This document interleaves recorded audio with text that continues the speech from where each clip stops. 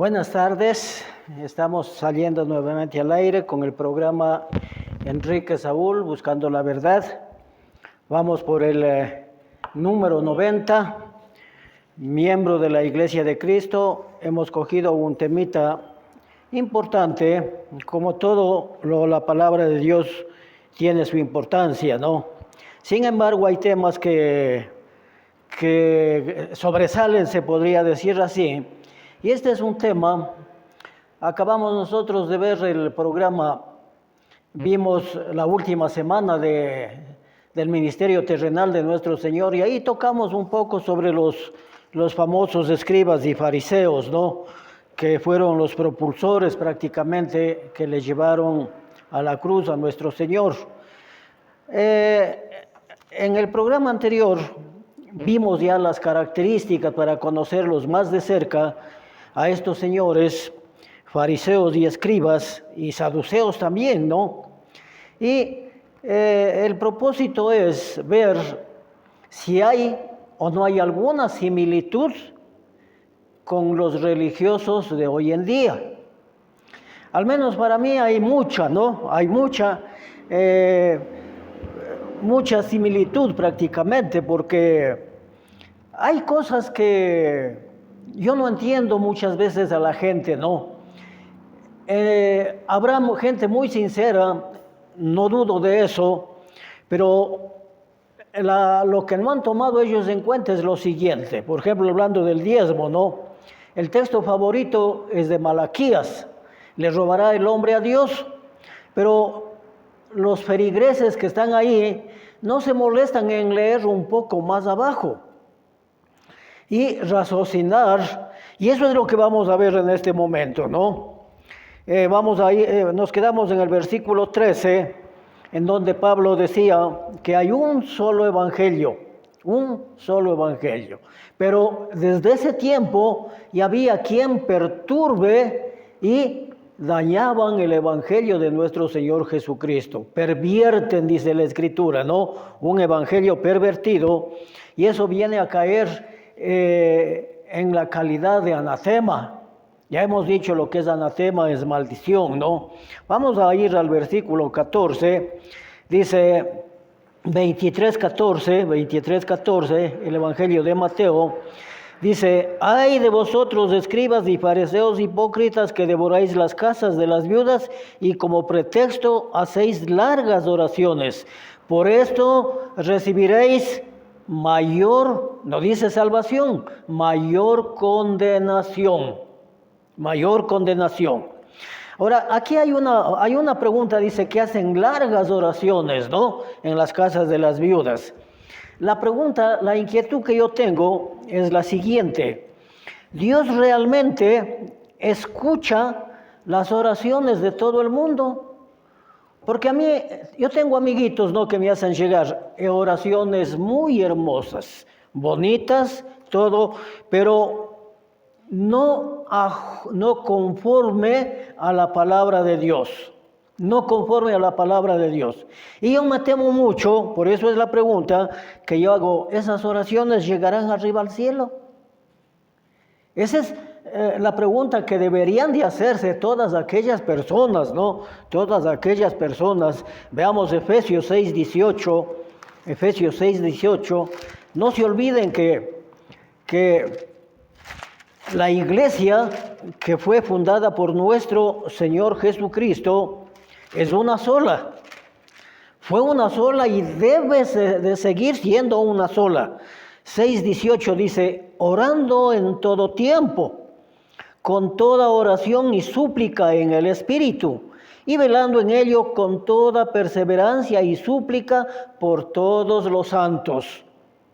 Aquí la pregunta concreta es: ¿el mundo religioso, todo el mundo, tienen esa categoría de santos?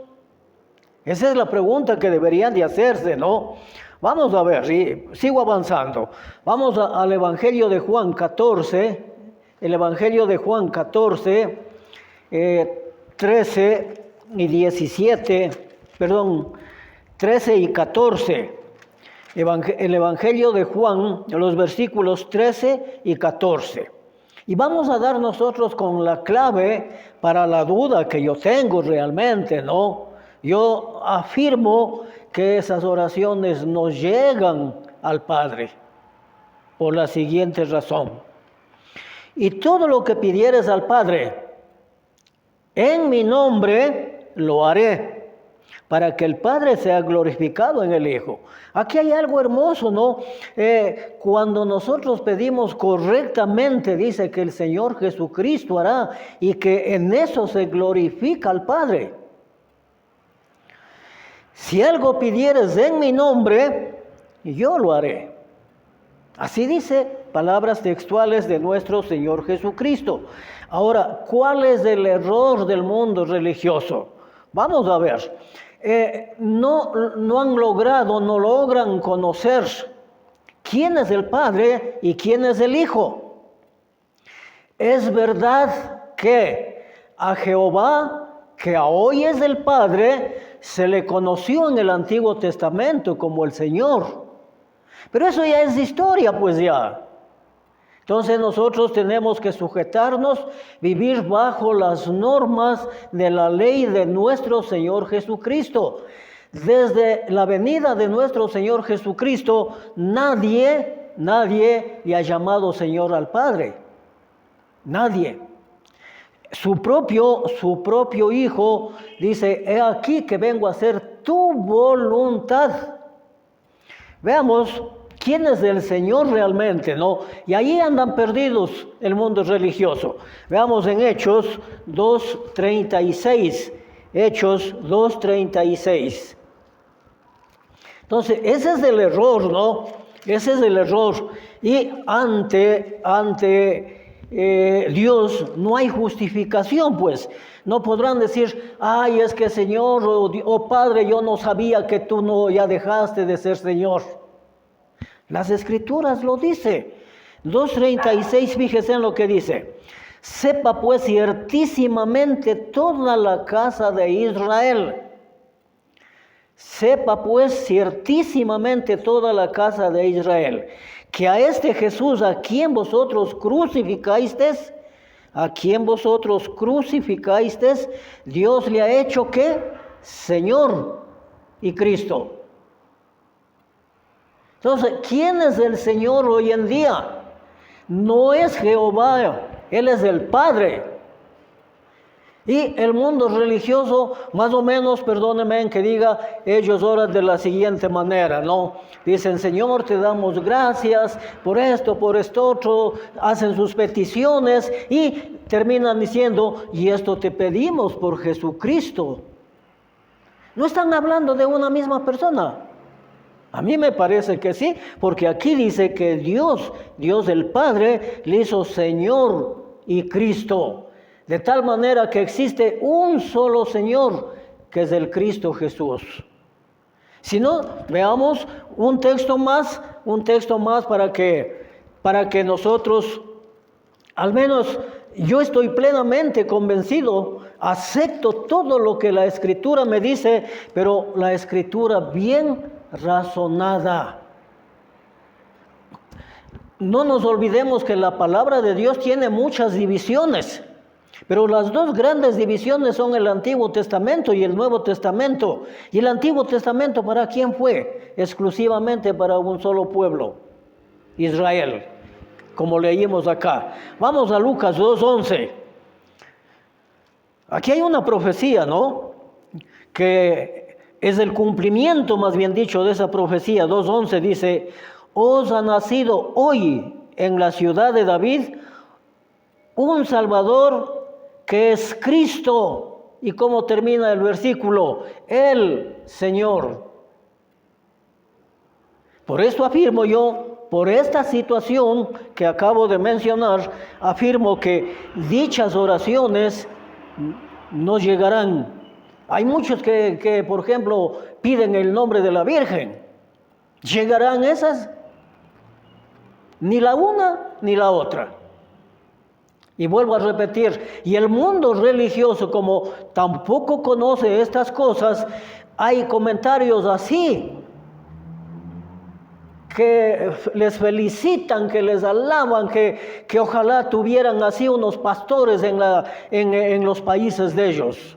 ¡Qué equivocación tan grande! Un solo Señor, que es el Cristo. Y no lo digo yo, dice la Escritura. Vamos al versículo siguiente de Mateo, ¿no? Vamos al versículo siguiente de Mateo, el 14, vamos al 15. Dice, ay de vosotros, escribas y fariseos hipócritas, en el primer video ya decíamos que era la hipocresía, porque recorréis mar y tierra para ser un prosélito, y una vez hecho, lo hacéis 2 veces más hijo del infierno que vosotros. Esto ya es demasiado duro. Los fariseos, en vez de ser hijos de Dios, hijos del infierno. Solamente que cuando ellos recorrían mar y tierra, hacían un prosélito y hacían 2 veces más que ellos. Pero tanto al que le convierten y ellos, hijos del infierno. Suena duro para el género humano. Suena muy duro eso, pero así dice la Escritura. Así dice. Ya, vamos al versículo 16, no voy a profundizarme ahí porque prácticamente a mí me suenan muy duro esas palabras. Como conocedor un poquito, bajo mi modesto conocimiento de la Escritura. Otros tendrán cuántos años de pastores, de ministros, de apóstoles inclusive, ¿no? Parece que esto nunca lo leen. El 16, ay de vosotros guías y ciegos, guías ciegos que decís, si alguno jura por el templo no es nada, pero si alguno jura por el oro del templo es deudor. Aquí, ¿ciegos de qué? ¿De la vista? No, pero sí del corazón. Eso sí. Del corazón y del entendimiento. Nosotros podemos ver lo que nos dice Mateo 15:12. Veamos lo que nos dice, ¿no? 15:12 para ir a hacer un estudio que esté acorde con la necesidad. 15:12. Entonces, acercándose sus discípulos, le dijeron, ¿sabes que los fariseos se ofendieron cuando oyeron estas palabras? O esta palabra. Pero respondiendo él dijo, aquí hay una similitud con lo que es la iglesia. Y fíjense en lo que dice, pero respondiendo él dijo, toda planta que mi Padre no plantó será desarraigada. La iglesia también es considerada como planta. Ahí tenemos la vid verdadera. Son palabras que apuntan a la iglesia. Y si aplicáramos y aquí encontráramos la palabra iglesia, se leería de la siguiente manera, ¿no? Pero respondiendo él dijo, toda iglesia que no plantó mi Padre Celestial será desarraigada. Pero al mundo religioso no le importa absolutamente nada. Así diga iglesia o diga planta, no le interesa absolutamente nada. ¿Qué es lo que le interesa? El diezmo, las ofrendas especiales.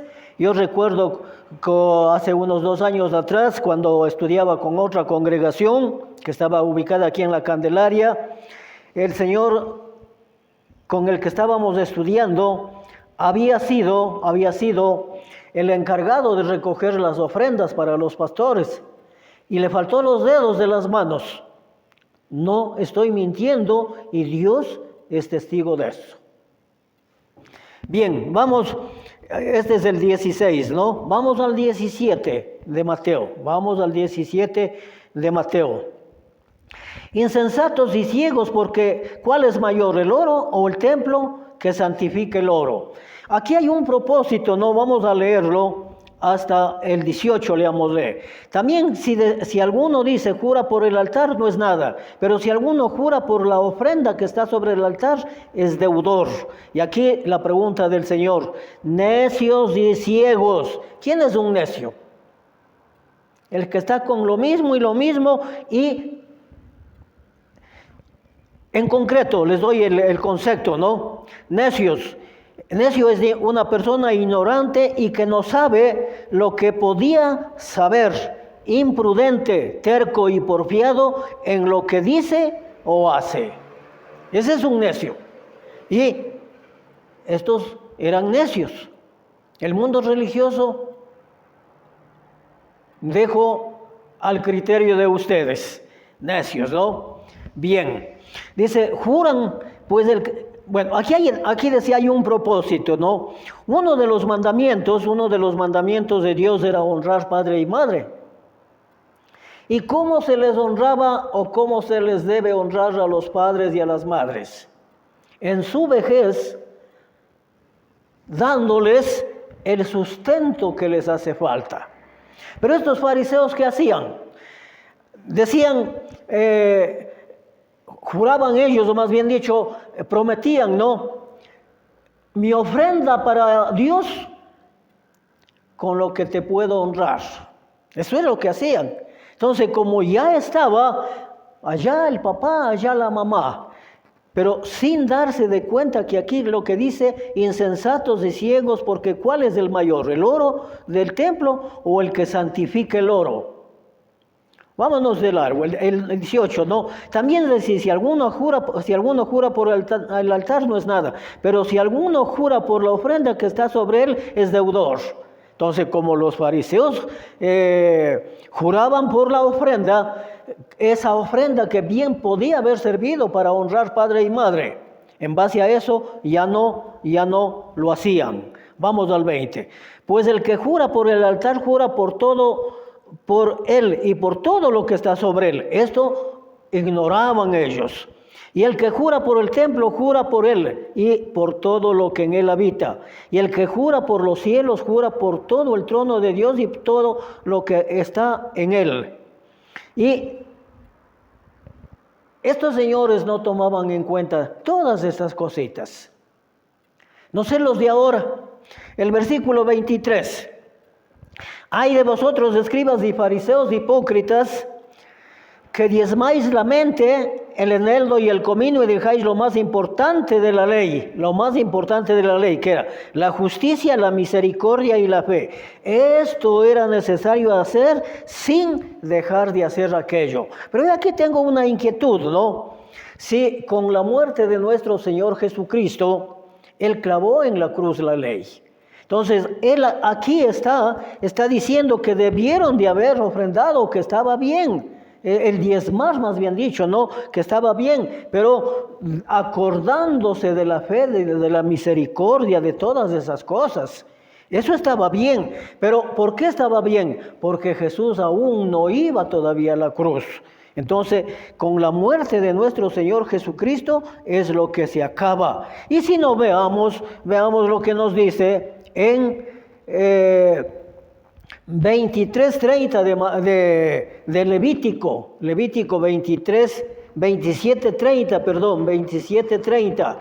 Y aquí nos vamos a dar de cuenta, ya lo hemos tocado estos temas del diezmo, pero no quiero dejar pasar la oportunidad para que analicemos o analicen 27:30, dice lo siguiente. Y el diezmo de la tierra, atención, esto es importante, y el diezmo de la tierra, ¿qué produce? ¿Dinero o productos?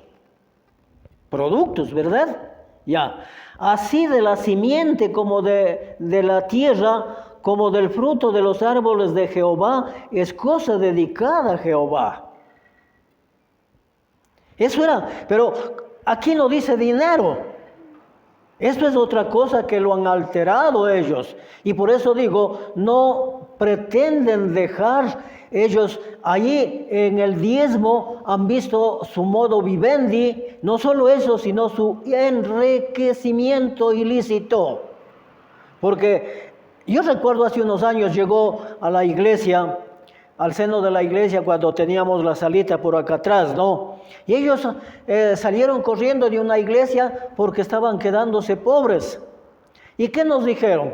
Como cuando llega una persona se le pregunta, se le invita, ¿no?, a que se integre al grupo, y ellos dijeron, venimos de tal parte. Pero venimos es porque estamos endeudados, porque como sea tenemos que pagar el diezmo. Gente viéndose cada vez en necesidad, endeudándose cada vez más, y ellos, sus bolsillos llenos de dinero, con carros de lujo, hasta la pastorita, y si hay descendencia, hasta los hijos. Los de aquí, por ejemplo, con carrito Camaro. Fíjense, pero ¿en dónde dice que el diezmo ha sido dinero? Productos de la tierra. Y como que si eso fuera poco, dice el versículo 34, estos son los mandamientos que ordenó Jehová a Moisés. ¿Para quién? Para todo el mundo. ¿Alguien está siguiendo la lectura? Ojalá lo hicieran. No dice así. Dice, estos son los mandamientos que ordenó Jehová a Moisés para todos los hijos de Israel. ¿Habrá algún pastor, algún apóstol, algún profeta de los modernos que sea israelita realmente? Yo dudo mucho. Puede que haya alguno, ¿no? Pero eso no le da tampoco derecho a cobrar, porque eso ya es historia. Así dice, y en el monte Sinaí. Y vamos al texto de Malaquías, ¿no? De Malaquías 4:1. Este es lo que ellos les ponen, pues, ¿no?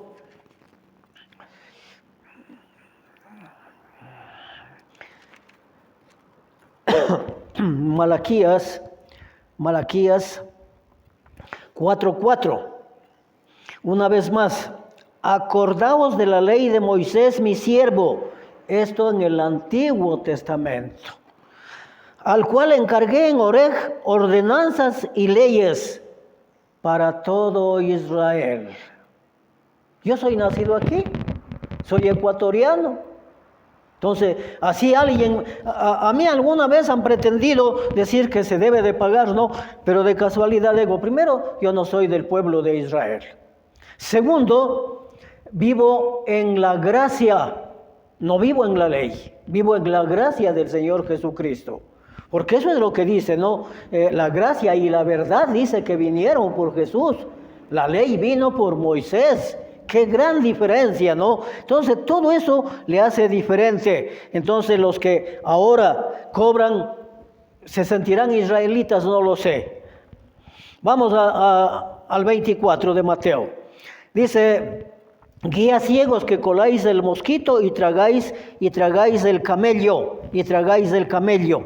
Ya. Colar, ¿qué significa? Cernir, ¿no? Cernir, pero ellos ¿qué hacían? Colaban el mosquito y ¿qué? Tragaban el camello, ¿no? Pero sigamos en adelante, ¿no? Dice, limpia el 25. Ay de vosotros, escribas y fariseos hipócritas, ¿por qué limpiáis lo de fuera del vaso y del plato, pero por dentro estáis llenos de robo y de injusticia? Llenos de robo e injusticia. ¿El diezmo acaso no es un robo? Yo sí, lo afirmo y lo he dicho a los pastores. ¿Por qué le meten la mano al bolsillo? Ya, y aquí dice que es un robo. ¿Y qué más dice? El 25.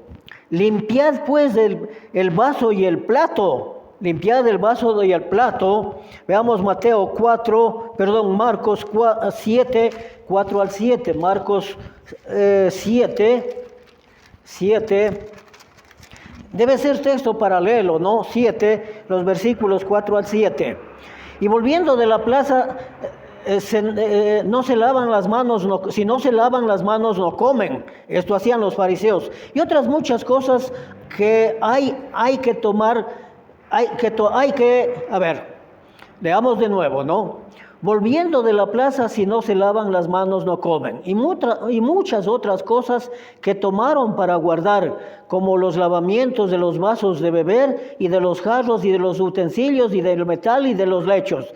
Le preguntaron los fariseos y los escribas, ¿por qué tus discípulos no andan conforme a la tradición de los ancianos, sino que comen pan con mandos inmundas?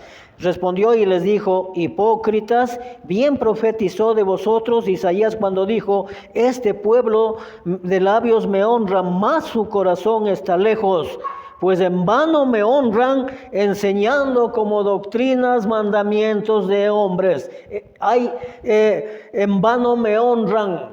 Es decir que los tipos de adoración no solamente ha sido la verdadera, sino oración vana. ¿Cuándo? Cuando no se ajusta al patrón divino dejado por nuestro Señor Jesucristo. Más claro de eso no puede haber, ¿no? El 26, fariseo ciego, limpia primero lo de adentro del vaso y del plato para que también lo de afuera esté limpio. ¿Qué pasa aquí? ¿Está hablando de vasos literales o de qué habla? Veamos en Romanos, ¿no? No habla de los vasos literales, ¿no? Porque ¿cómo le limpiamos el vaso? Bueno, concretémonos acá, ¿no? ¿Cómo limpiamos los vasos, no? Veamos en lo que dice Romanos 9:20 al 24. Y aquí vamos a encontrarnos con una sorpresa quizá para muchos, ¿no? Romanos 9,